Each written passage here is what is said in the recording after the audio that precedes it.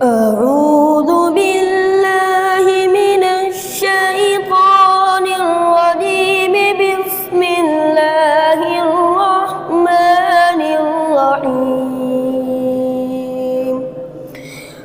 قل إن صلاتي ونسكي ومحياي ومماتي لله رب العالمين